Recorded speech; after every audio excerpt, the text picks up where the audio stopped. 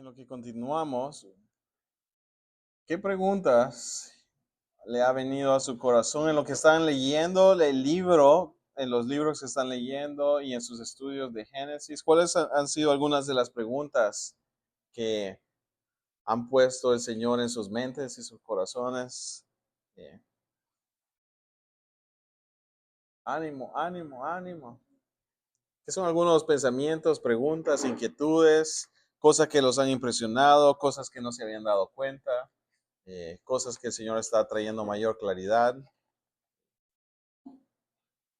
¿Quién va a ser los valientes? Algo que miraba yo es de que se parece simple cuando se dice que se puede mirar Génesis como poesía, porque hay algunos que lo ven como poesía, entonces es inofensivo, pero tocaba mucho de lo que usted acaba de mencionar, la redención, Cristo, el paralelismo, todo eso, y muchos libros de la Biblia también lo están socavando, son citados de Génesis. Sí, sí, sí. El Señor siempre busca estabilizar el fundamento. Sin un buen fundamento, terminamos con edificios torcidos. ¿Tenías? No, sí. Cuando leía el libro, algo que me llamaba la atención es el interpretación por una área. Por el contrario, vamos a acabar, lo interpretan de Cristo. Nada más no vemos a Dios digno.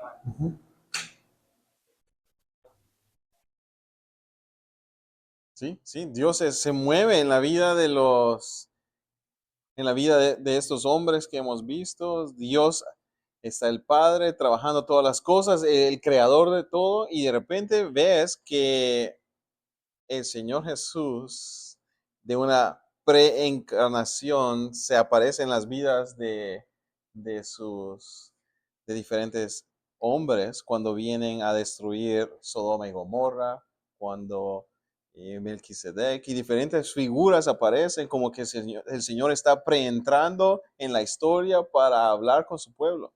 Y constantemente están soñando y el Espíritu está trabajando dentro de las vidas de ellos, recordándoles el pacto del Señor. Vemos imágenes de un Dios trino que está invitando a su comunidad a caminar junto con Él. Él está obrando completamente. Génesis 1, en el principio Dios creó los cielos y la tierra, su palabra está siendo hablada, construyendo, el Logos está presente y el Espíritu está presente. Desde el principio el Dios trino está trabajando. Y lo tenemos que ver. Alex. Yo también he estado meditando lo que estaba hablando de los pactos.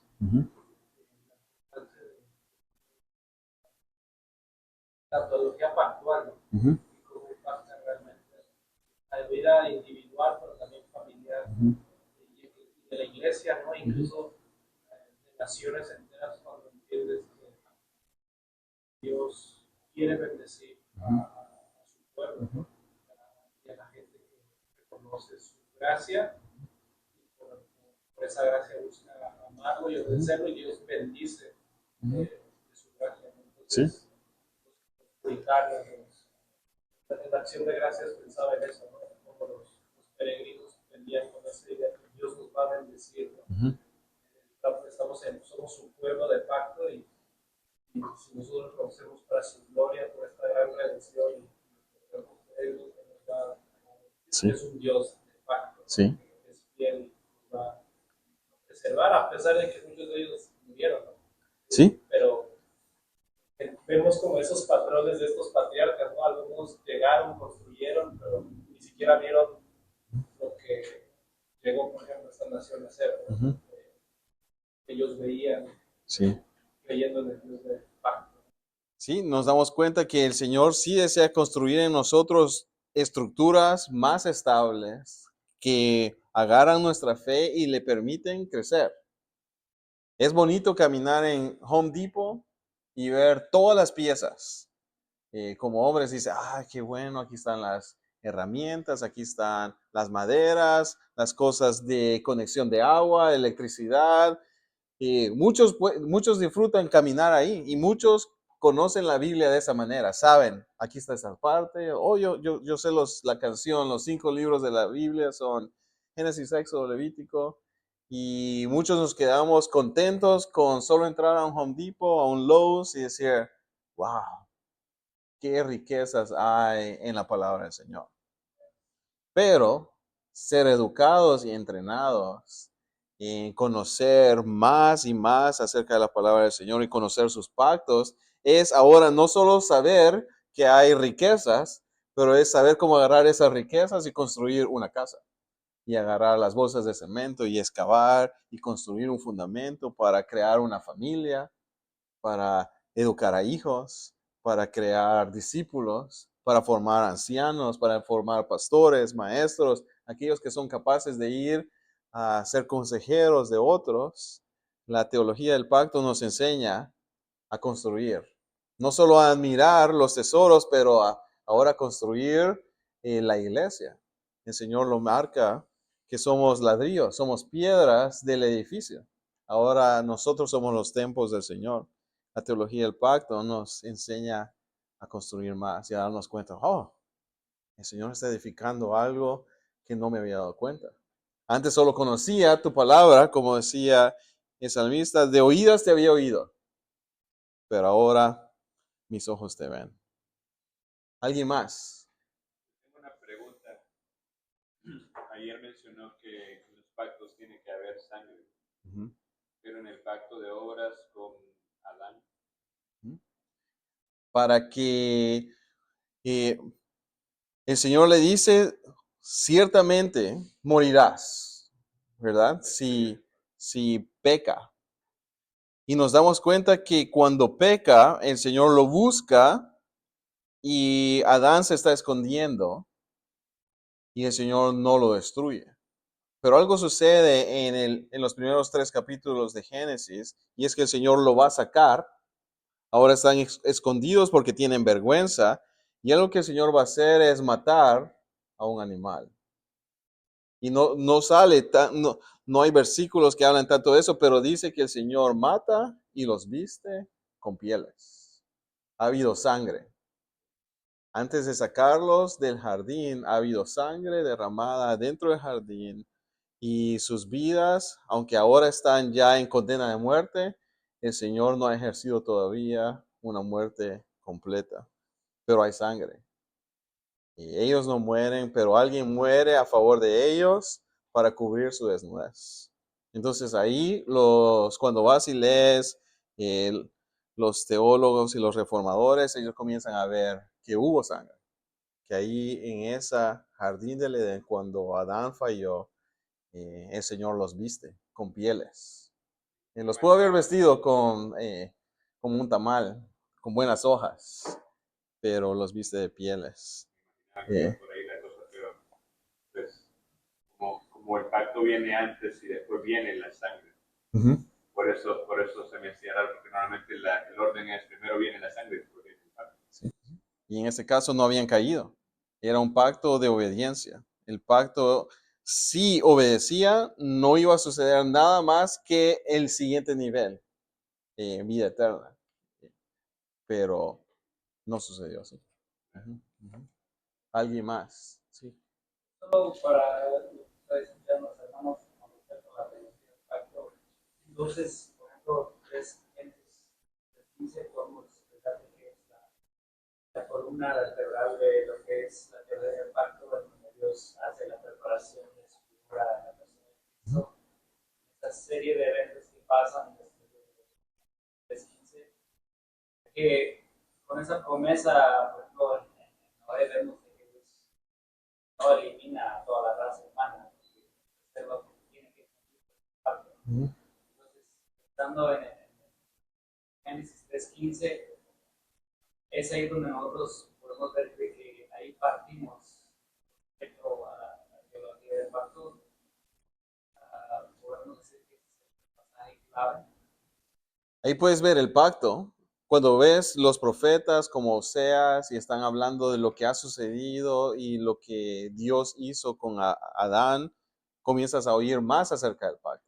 Cuando estudias teología del pacto como una clase, te vas a dar cuenta que hay un pacto antes del pacto de obras y es el pacto en la eternidad donde Dios decide crear al ser humano para que viva en comunión con Él. Dios está creando desde antes. Y cuando vas y estudias la palabra del Señor, comienzas a ver esos diferentes pactos que están obrando en el mismo canal. Es la misma intención de Dios crear a un pueblo que va a caer, Él lo va a redimir. El pueblo mismo no se puede redimir a sí mismo. Él tiene que venir a vivir, a morir, a dar su vida y rescatar a un pueblo para que puedan obtener eh, la vida eterna. Pero esa es otra clase. ¿Alguien más? ¿Algún otro pensamiento de Génesis, pastor? ¿No? Ok. Muchas veces cuando vamos a Génesis, solo nos podemos a pensar en los hombres, en los patriarcas. Y en muchas iglesias conocemos a Abraham, Isaac, Jacob, a José, pero la Biblia no solo cuenta historias de hombres, cuenta historias de pacto. Y ese pacto corre por venas de hombres y por venas de mujeres. Las mujeres en Génesis no solo son un retrato bonito de la creación, pero la palabra del Señor nos enseña que son parte fundamental de la línea de la promesa. El avance del plan redentor y el testimonio de la gracia de Dios va a avanzar por aquellos que han sido hechos a imagen de Dios, Adán y Eva. Entonces las mujeres son portadoras del pacto también, y será, como lo dijo el Señor a Eva, será por medio de una madre que va a venir la simiente. Entonces la teología reformada afirma lo mismo. Donde hay promesa, Dios va a levantar instrumentos humanos, hombres y mujeres, para que trabajen en conjunto. Sus historias no solo nos van a informar acerca de lo que Dios está haciendo, pero vemos cómo Dios transforma las vidas de las mujeres y cómo Dios muestra ternura hacia quien el mundo muchas veces olvida. La dignidad de quienes fueron silenciadas y la esperanza que brota porque Dios anda buscando hombres y mujeres que pongan su confianza en Él. Y lo vemos en la vida de estas mujeres: Eva, Sara, Agar, Rebeca, Lea, Tamar. Vemos en sus historias que Dios está utilizando las vidas de hombres y mujeres para cumplir su plan perfecto. Eva es hecha con imagen, co-creada, es corresponsable con Adán de gobernar el jardín del Edén. Ellos han sido diseñados para que se multipliquen y conquisten toda la tierra. Adán no lo puede hacer solo, Eva no lo puede hacer solo, lo tienen que hacer juntos. Eva no es asistente, ella ha sido hecha en la imagen de Dios junto con Adán, y su creación no es un parche, sino es parte esencial del diseño de Dios. Dios la necesita como parte del propósito que Él va a cumplir. Y Génesis 1:27 dice que ha sido creada con igualdad, con dignidad. El 2:18 dice que ha sido diseñada para complementar. No es secundaria, es parte del plan de Dios. Y aunque ella peca también, va a recibir la promesa redentora de Dios que le dice: tu simiente.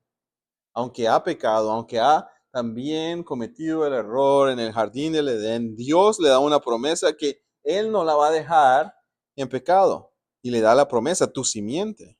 Y cuando Dios declara esa victoria futura sobre la serpiente, no se la anuncia a Adán, le dice a Eva: la historia de redención va a llevar a cabo la participación de la mujer como madres que van a dar a luz a hijos, y de ellos uno será el Salvador. Entonces, muchas veces olvidamos a las hermanas. Muchas veces, como la iglesia de Hechos 2 se olvida de las viudas, y hay la necesidad que le recordemos a nuestra comunidad: hey, ¿quién va a cuidar de las viudas griegas?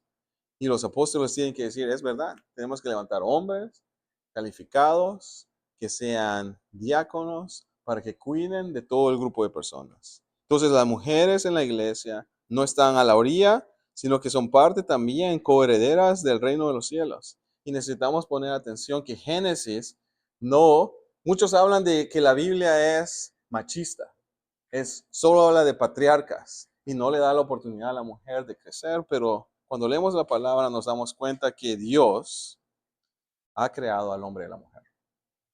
Vemos la vida de Sara y vemos cómo ella experimenta, se ríe cuando oye que Dios va a utilizarla a ella y a su esposo. Ya están viejitos, ya no hay posibilidad de que ellos sean la familia del pacto.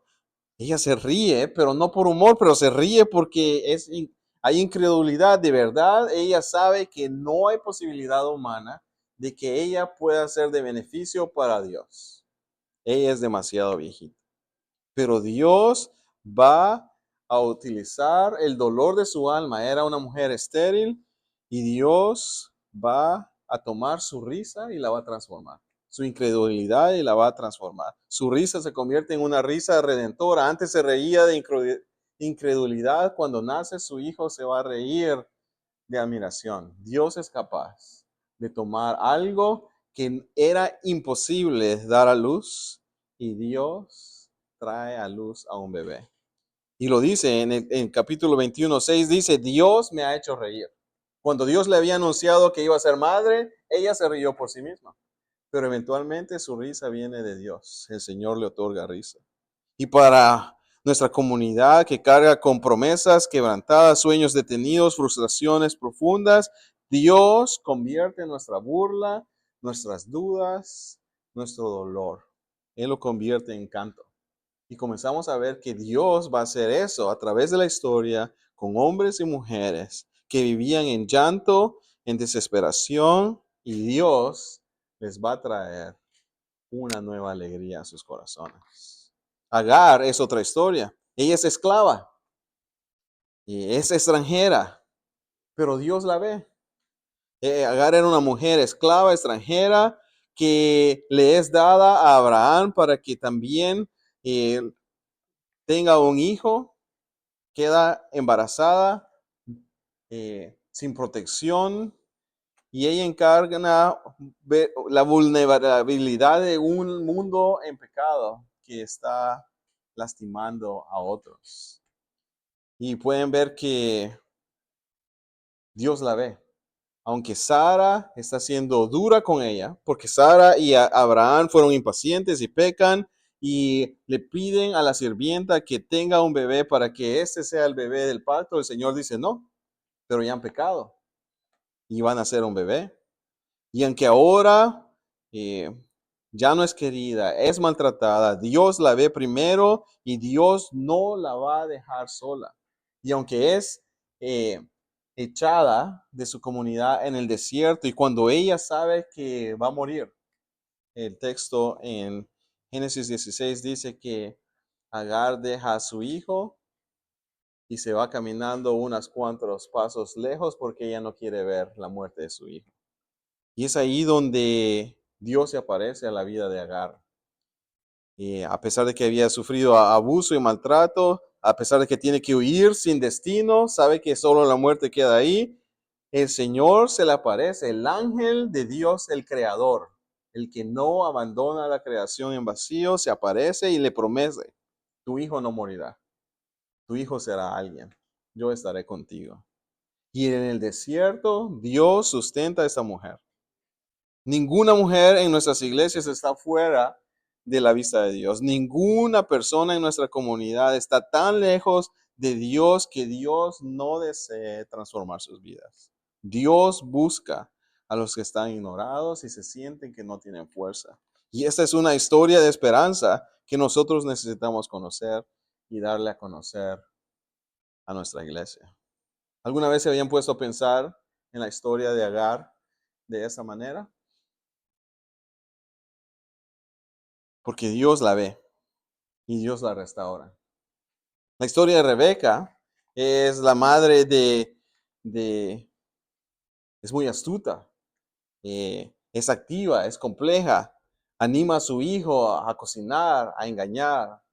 Anima a su hijo a pensar creativamente cómo manipular la situación para ganar provecho, para que lo que ella desea se lleve a cabo.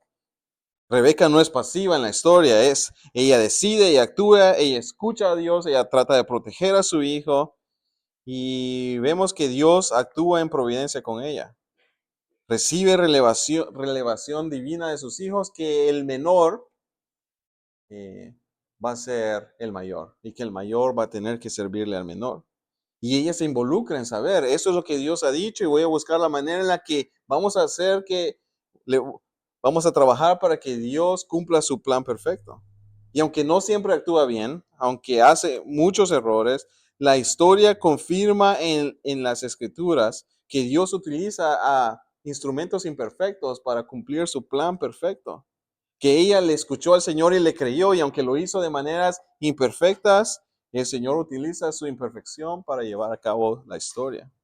Y eso debería ser de ánimo a nuestras vidas, porque muchas veces conocemos gente que están haciendo cosas torcidas y avanzando.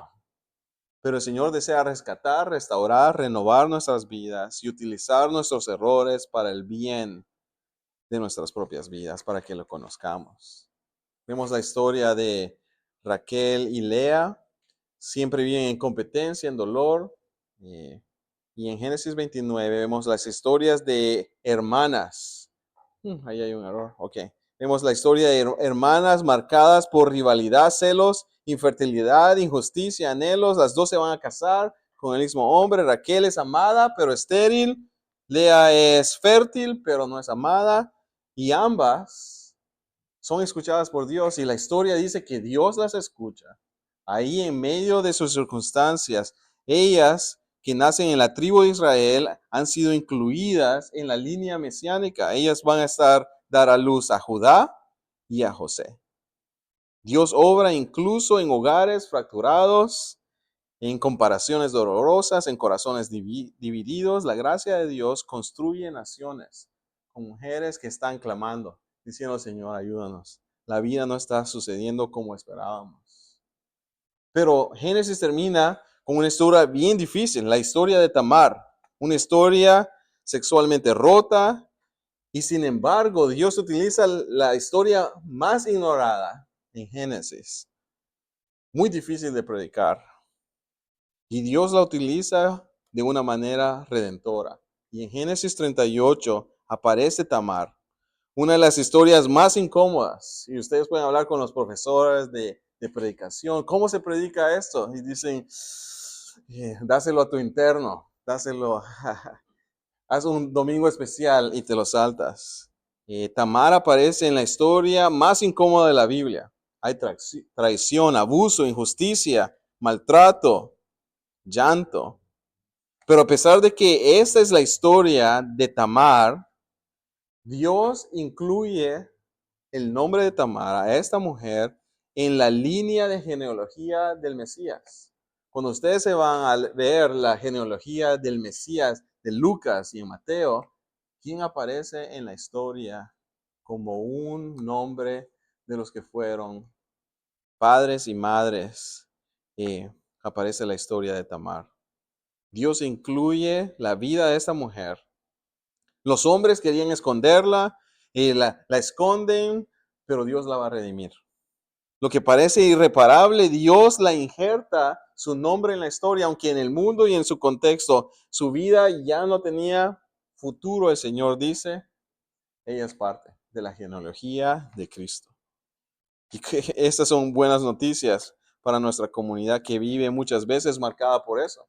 Por trauma, por vergüenza, por abuso, por pecados dolorosos. Tamar es testimonio vivo que tu nombre, cuando vienes al Señor Jesús, tu nombre puede estar escrito en el libro de la vida, que la gracia de Dios siempre busca precisamente historias que no tienen posibilidad de salvación humanamente, que todos descartarían, pero Dios toma nuestros nombres y nos saca del mundo de la muerte, nos agarra como ramas muertas y nos injerta en la vida del Señor Jesús.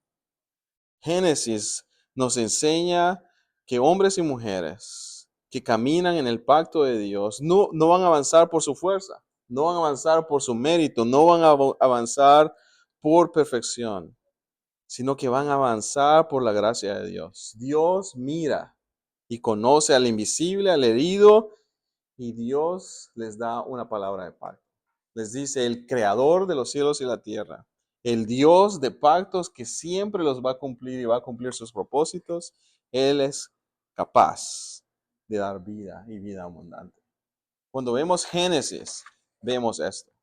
En cada de estas historias nos recuerda que Dios nos ha dado padres y madres en la iglesia, que tenemos que orar por los padres, por las madres, por los hermanos, por las hermanas, que tenemos que entrenar a hombres y a mujeres para que sean capaces de tomar la escritura, de poder decirle a otros, miren, en Génesis dice que Dios nos ve, que Dios nos oye, que Dios nos cuida, que Dios nos recuerda, y cuando pecamos, que Dios nos redime. Cada una de estas historias, hombres y mujeres, es una invitación a que abramos la palabra del Señor y le invitemos a nuestra comunidad a conocer que el Dios del principio no ha cambiado, que continúa estando con nosotros. ¿Qué piensan de esas historias de los hombres y las mujeres? ¿Cómo deberían de venir a ser más parte de nuestro diario vivir y cómo deberíamos de enseñárselas mejor a nuestra comunidad? ¿Qué piensan? Y definitivamente nos falta hacer énfasis también en las mujeres, en eso estoy de acuerdo.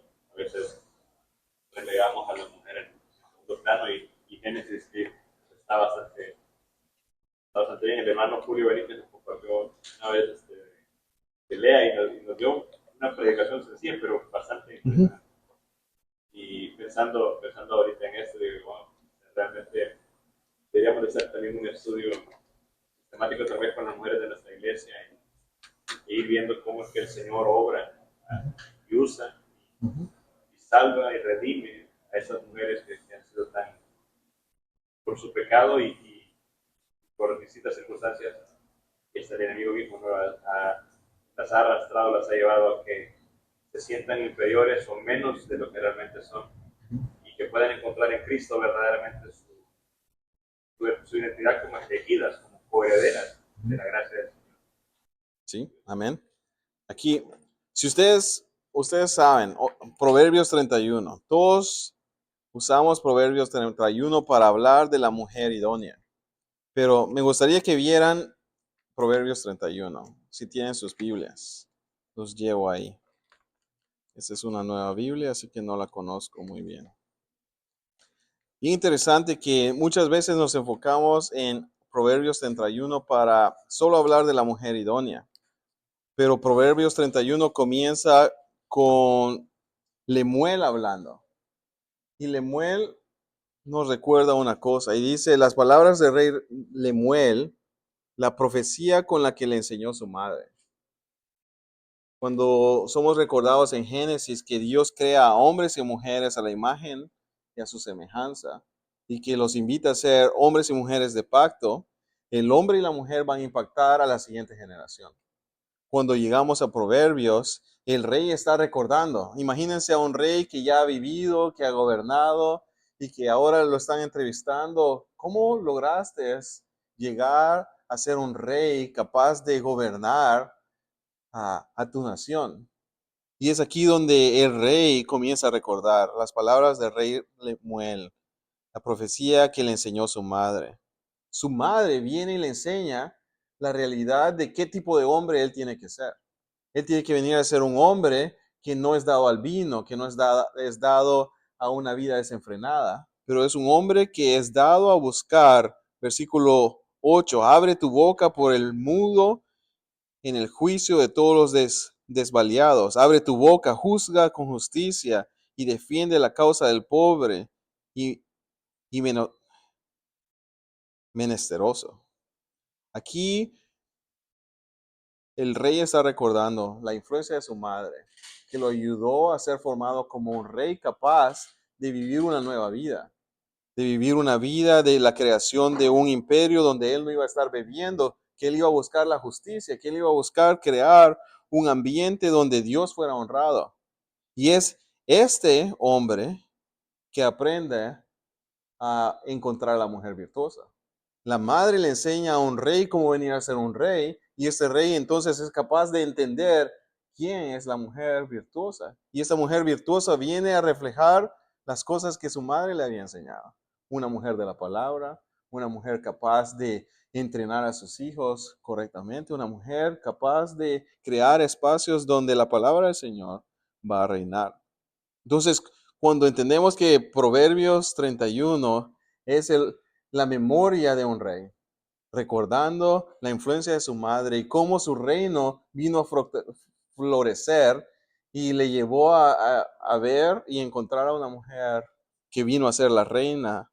Y nos vamos a leer todos los proverbios, podemos ver la historia y la sabiduría de una madre enseñándole a su hijo a caminar en la fe del Señor. Y cada vez que leen un proverbio, se pueden oír la voz de la madre diciéndole, hijo, el malvado va a tratar de hacer esto, pero el Señor te está invitando a ser hombre de sabiduría.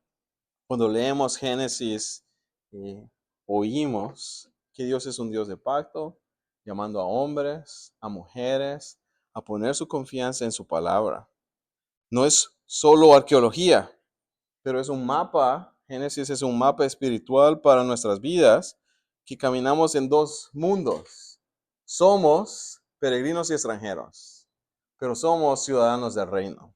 Somos llamados a vivir entre estas dos culturas de ansiedad, transiciones, sueños inciertos y un Dios que habla certeza, que ofrece un reino inconmovible. Génesis nos ofrece este ancla que estabiliza nuestra alma para guiar nuestro ministerio. Recordemos esto de Génesis. Mañana vamos a ver Éxodo, pero en Génesis Dios crea con propósito, no por accidente. Cuando recuerden Génesis, recuerden eso. La implicación para nuestras vidas es que la escritura no es un sistema de error, de casualidad, pero Dios está trabajando dentro de este mundo con propósito. Dios desea que nuestras vidas estén conectadas con sus propósitos del Edén, que era el jardín donde está el árbol de la vida. Cuando abrimos el libro de Apocalipsis, nos damos cuenta que hay una ciudad. Y en medio de la ciudad que vemos en Apocalipsis está el árbol de la vida. Lo que Adán no pudo construir, la ciudad, llenar toda la tierra, en Apocalipsis vemos que esta ciudad está bajando. El jardín ya no es un jardín. El jardín es una ciudad y el árbol de la vida está ahí.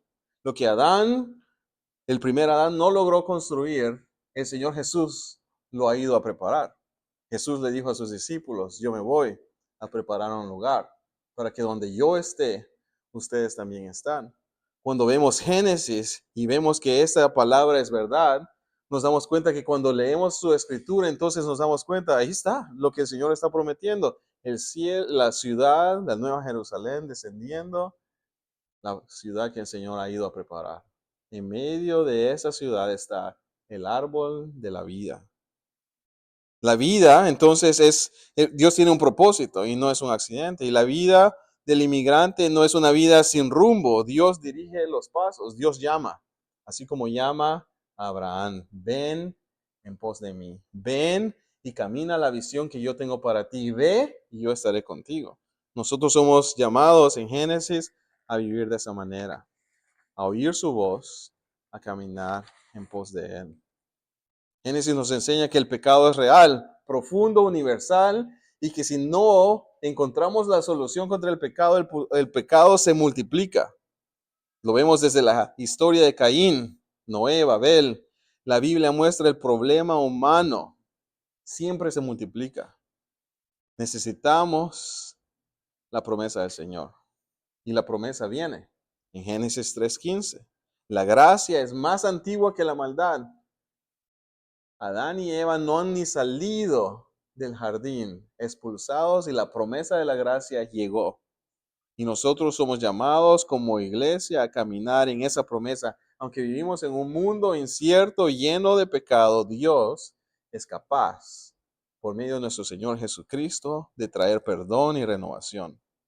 Y vemos en Génesis que los pactos que Dios sostiene, eh, que a través de los pactos Dios sostiene al que camina en tierras desconocidas. Desde Génesis 12 hasta el fin de Génesis 50 nos damos cuenta que el pueblo anda de diferentes lugares, pero la promesa de Dios continúa ahí, trayendo estabilidad al alma, prometiéndoles una tierra nueva, una comunidad nueva. Dios les dice constantemente, yo estaré con ustedes.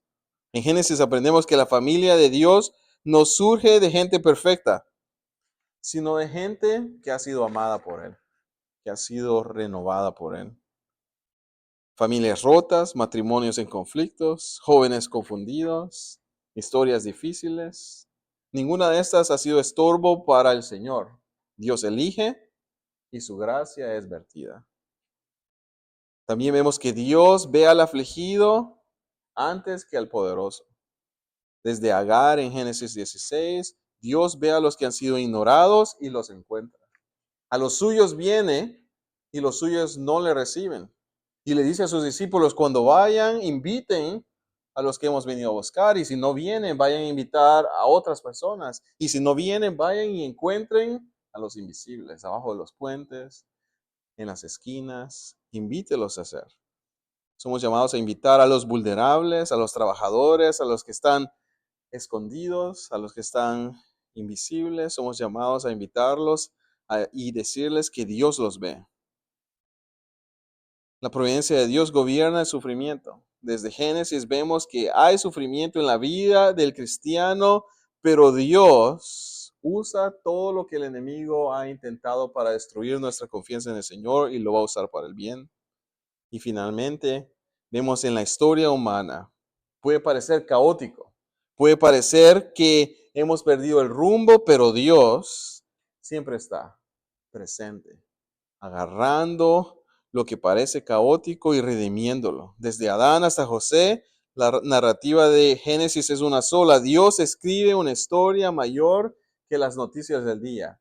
Aunque los hombres y las mujeres pecan, Dios y su plan perfecto y su gracia los va a redimir. Así que somos llamados a pensar en Génesis, a pensar en el Dios que ha comenzado la obra, Él la va a terminar. Él va a ser fiel y justo. ¿Por qué no oramos y terminamos esta noche de esta manera? Oremos.